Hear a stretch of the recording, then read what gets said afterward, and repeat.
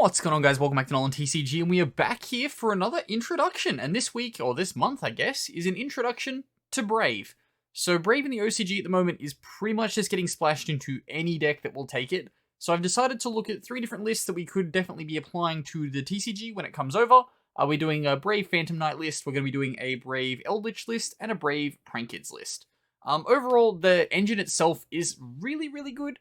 You get some kind of free disruption everywhere. It also just free special summons.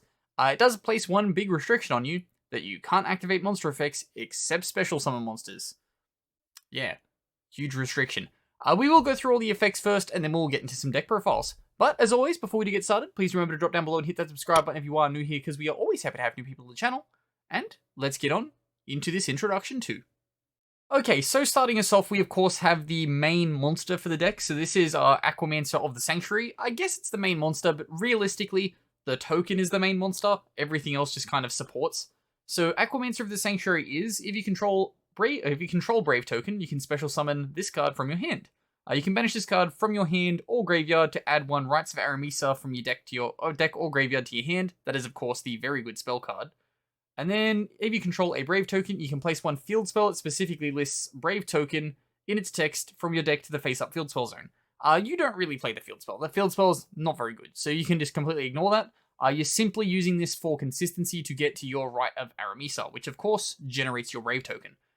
Then after that, we have the next monster. So this is Wandering Griffin Rider. I always get super lost that this card isn't a Brave card, but it is a Brave card, and the art on it's actually pretty decent.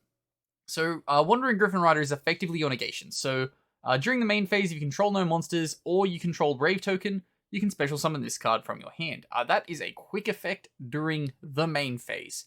So you can summon it on your opponent's turn.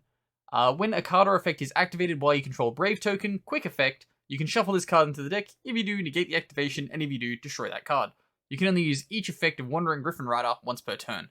So, card, very, very good. Of course, you do need to keep the token on board. However, the spell cards get the token on board and keep it on board. So, of course, the first of the spell cards is the equip spell. This is Draco back the Dragon Steed. Let's get its text up properly. So, equip only to monsters you control. You can only control 1 Draco back the Dragon Steed. You only play 1, doesn't really matter. You can only use each of the following effects of Draco back the Dragon Steed once per turn. While this card is equipped to a non-effect monster, i.e. your token, you can target 1 card your opponent controls, return it to the hand. If this card is sent to the graveyard, you can target 1 Brave token you control, equip this card to that target. So it just constantly recycles itself, and away you go. Then we go into Journey of Destiny. So Journey of Destiny is a continuous spell card for the deck, and it is each turn, the first time a monster you control equipped with an equipped card would be destroyed by battle, it is not destroyed. So it keeps your token on board. You can only use each of the following effects of Journey of Destiny once per turn. During the main phase, you can add 1 monster that specifically lists Brave token in its text from your deck to your hand. Then send 1 card from your hand to the graveyard. Of course, you can use this to add your Wandering Griffin Rider, so every turn you're establishing that negate if you have it on board. And then after that, if a monster is normal or special summoned, you can take 1 equip spell that specifically lists Brave token in its text from your deck and either add it to your hand or equip it to a Brave token. So it just gets the equip spell. You can kind of clearly see why this deck seems really, really good. And then odds on, we have the money card of the deck. Once we finally release it, it is Rites of Aramisa. So if you control no Brave tokens, special summon 1 Brave token. Then if you do not control Journey of Destiny, place Journey of Destiny from your deck to your face-up spell and trap zone. That card is very, very good. Not only does it summon the card that makes your whole deck go round, it then also activates Journey of Destiny, which then protects the card that makes your whole deck go round. And also searches and does more protection. And then after that, so you can place 1 Journey of Destiny for your hand. You can only activate 1 Rites of Aramisa once per turn. Then we come to the 1 restriction. You cannot activate monster effects on the field the turn you activate this card, except special summon monsters. Big whoop. Does nothing. Pretty much this would only in this list stop the Torn Scales, but you can special summon the Torn Scales. So, hey, doesn't really matter. But we will go through the first list here. It is the PK list. We are, of course, playing 3 copies of Aquamancer along with 1 copy of Scythe. It's a PK list at the moment. Every one of these decks should be playing the Scythe package because they can prop up with the Fusion Destiny. Then we have 3 copies of Ash Blossom and Joyous Springs along with your Destiny Hero, Celestial, and Dasher.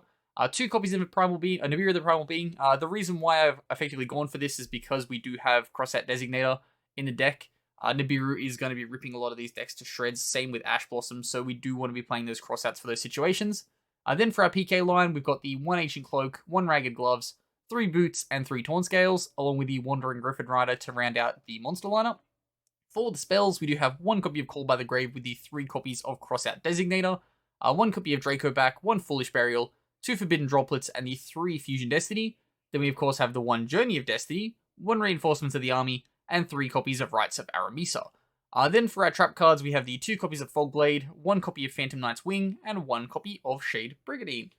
Then for the extra deck, of course, we do have the 1 copy of Destroy Phoenix Enforcer that is backed up later on with the Verte.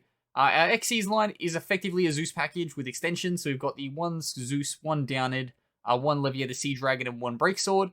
For our links, we've got the Dagda, the Boral Sword, the Cherubini, 1 of the Dark Charmer. This probably won't be out by the time we receive Brave, so you will need to switch this out for something else. I just felt as though it was a really, really good option to be having in your side deck, or your extra deck, sorry. After that, though, we do have the 1 copy of IP with the 1 Unicorn, the 1 Link Spider, along with the 1 Verte we mentioned earlier. Then we have, of course, the 1 Almirage and the 1 Rusty Bardiche. Keep in mind, you do want to have that Link Spider in your extra deck for this deck, because you can get rid of the token and then get another token back, and then it just gives you more presence on board. Keep in mind as well, this token is 2000 attack, 2000 defense, so it is a beefy boy. Then we go into the side deck. We do, of course, play 3 copies of Artifact Lancia because we want to be putting them in for the mirror, and we also want to be able to cross out designate them. We do have after that 2 copies of Droll with the 1 copy of Nibiru. The 3rd Forbidden Droplets with 2 copies of Twin Twisters. You can't really swap this out for anything else, just the discard outlet can be good sometimes. Then we have the 1 copy of Anti-Sprawl Fragrance, 2 copies of Sanctum, 2 Impermanents, and 1 Red Reboot. This is probably the best deck you can mix Brave in with, given that you're going to be using the discards off the, I think it's Journey of Destiny is the one that makes you discard. Do keep in mind, you can just discard all of your Phantom Knight stuff, and then it all just gives you extension. And then your stuff is special summoned, then it can activate its effects. Really, really good. Okay, next off for the second list, we have Brave Prankids. So again, same basic concept. Token generation gives you negation. Negation is something that this deck doesn't really have. It has board clears, but doesn't have negation. Do keep in mind the turn you're using the Pandemonium, you can't special summon, so it does kind of turn off your Wandering Griffin Rider's ability to special summon on your opponent's turn. But hey, that doesn't really matter, because you just want to establish it on your turn, and then you just summon it back on your opponent's turn. You summon it back on your next turn. So you put it back into the deck on your opponent's turn, do the negation, add it back, summon back to the field. There's another negation on a 2000 body 2/8 big defense card. Then, of course, going through the list, we do have the 3 copies of Aquamancer. It is a pretty standard ratio around, so it's a 3-1 for the monsters, then 3-1-1 for the spells. So then after that, we've got, of course, those crossout targets again in 3 Ash, 2 Nibiru. Then our I wouldn't say PK lineup, but our Prankids, they are also PKs, I guess. 3 copies of Dropsies, 3 Fansies, 3 Lampsies, and 2 Rocks.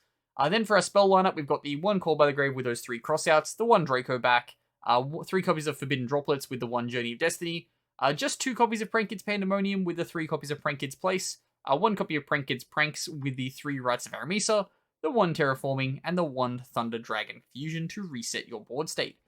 For the extra deck, because we are playing the Thunder Dragon Fusion, we do have the 2 copies of Battle Butler with the 1 copy of Rocket Ride and 1 copy of Weather Washer.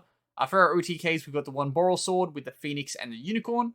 2 copies of Link Spider coming after that because you do want to have those extra effect monsters to generate your Boral Sword plays, along with the 1 copy of Prankids Bow Wow Bark and 2 copies of Doo Doodle Doo. Just the 1 copy of Meow Meow Meow Meow Meow Mew because it is at 1, of course, here in the TCG now, with the 1 copy of Rip Roar and Rooster and 1 Verte Anaconda. Then for the side deck, of course, we do have 3 copies of Artifact Lancia with the 1 copy of Pankratops and 3 Token Collector, 3 copies of Evenly Matched because it will still remain to be a blowout card despite the fact that Wandering Griffin Rider can negate it. Then we have 2 copies of Impermanence and the 3 copies of Solemn Judgment coming in after that. And lastly, if we do have a... And lastly, if Control is a bit more down your alley, we of course have our Control deck, and that is Eldritch. So we're going to be going that Eldritch with the Braves. Pretty standard. Control. Griffin Rider is your recycling negate to give you that negation every single turn. And then, of course, your Eldritch package just does your Eldritch package stuff. And you just chip damage, and then you've won. So, of course, for this one, we have 7 monsters in the monster lineup with 3 Aquamancer, 3 Golden Lord, and 1 Wandering Griffin Rider. 3 Cursed Eldland coming after that with the 1 Draco back. Then we have 1 Elixir of Black Awakening because we're playing the 3 Lord with the 1 copy of Journey of Destiny, For our draw spells, we've got 3 Extrav, 2 Prosp, and then 3 copies of Rites of Varamisa after that. For our trap lineup, we're going with 3 copies of Compulsory Evacuation Device with the 3 Conch, 3 Sanguine, and 2 Haquero. We do have the 1 copy of Imperial Order with the 1 Skill Drain. You can turn these off with your Golden Lords, so don't stress too much about them negating half of your deck. Then we have, of course, after that, 3 copies of Solemn Judgment with 3 copies of Summon Limit. The Summon Limit can get a little bit risky as you're going through in the mid game, but again, it's a floodgate. You can just turn it off with your Golden Lord anyway, so it doesn't really matter. Then for the extra deck, you are playing Extravagance, so we are bumping out on our lineups quite a lot. So we've got 3 copies of Pleiades, 3 copies of Zeus with 1 copy of Dora, 3 copies of Gustav Max, and 3 copies of Juggernaut Lieb. Then we have our Link Spider and our Imduk to get rid of our token, and then the 1 copy of Nightmare Unicorn, 1 copy of Nightmare Phoenix as a transition piece to clear some back row. Then going into our side deck, we have the 3 copies of Artifact Lancia with 3 copies of Nibiru. Nibiru, again, like I said earlier, going to be very, very big in the next format, along with 3 copies of Anti-Spell, 3 Blowout Evenly Matches, and 3 copies of Solemn Strike. That does wrap us up, though, for this month's Introduction 2, so I hope you did enjoy this one. As always, do hit like if you do like the Introduction 2 series. Once a month, we're always going to be trying to bring you a new deck out of the OCG. I'm not 100% sure what next month's one's going to be. If the new set with Brave and stuff hasn't come out yet, I might take a look at the Xyz archetype. I do quite like it, but it does seem to be very rogue to casual at best. But, as always, I've been Ben from NolanTCG, and have a good afternoon, everybody.